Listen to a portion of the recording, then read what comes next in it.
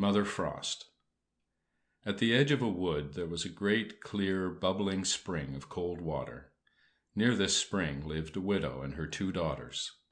One of them was very beautiful and a great help about the house, while the other was ugly and idle. The mother loved only the ugly one, for she was her own child. She cared so little for the other daughter that she made her do all the hard work. Every day the poor girl would sit beside the spring and spin until her fingers bled. One day, while she was washing the blood from her hands, the spindle fell into the spring and sank to the bottom. With tears in her eyes, she ran and told her stepmother what she had done. The stepmother was angry and said, "You let the spindle fall into the spring. Now you must go and get it out." The maiden went back to the spring to look for the spindle. She leaned so far over the edge that her hand slipped, and down, down she sank to the very bottom.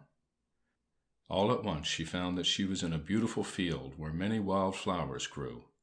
As she walked across the field, she came to a baker's oven full of new bread. The loaves cried to her, "Oh, pull us out, or we shall burn." "Indeed I will," cried the maiden. Stepping up, she pulled all the sweet brown loaves out of the oven. As she walked along, she came to a tree full of apples.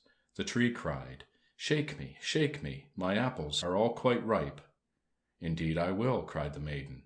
So she shook the tree again and again until there was not an apple left on its branches. Then she picked up the apples one by one and piled them in a great heap. When she had picked up all the apples, she walked on. At last she came to a small house. In the doorway sat an old woman who had such large teeth that the girl felt afraid of her and turned to run away. Then the old woman cried, "What do you fear, my child? Come in and live here with me. If you do the work about the house, I will be very kind to you. Only take care to make my bed well. You must shake it and pound it so that the feathers will fly about. Then the children down on the earth will say that snowflakes are falling, for I am Mother Frost." The old woman spoke so kindly that she won the maiden's heart. "I will gladly work for you," she said. The girl did her work well, and each day she shook up the bed until the feathers flew about like snowflakes.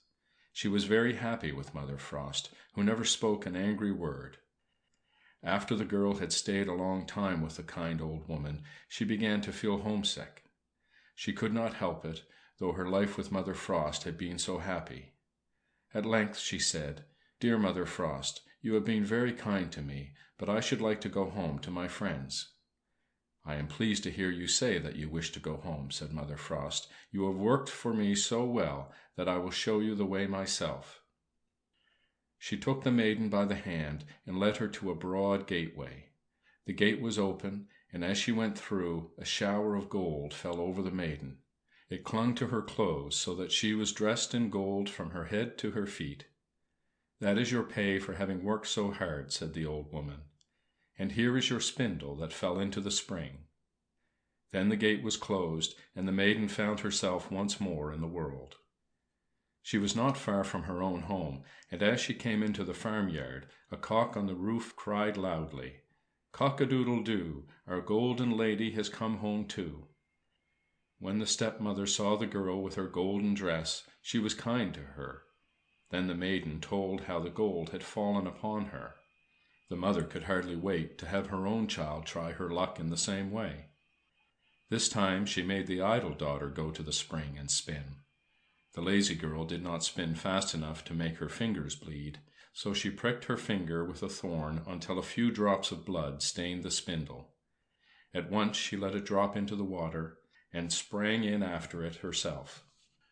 The ugly girl found herself in a beautiful field, just as her sister had. She walked along the same path until she came to the baker's oven.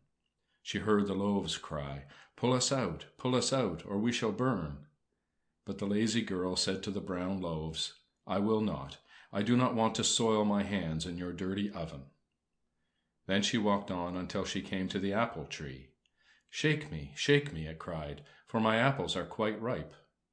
"I will not," said the girl, "for some of your apples might fall on my head." As she spoke she walked lazily on. At last the girl stood before the door of Mother Frost's house. She had no fear of Mother Frost's great teeth, but walked right up to the old woman and offered to be her servant.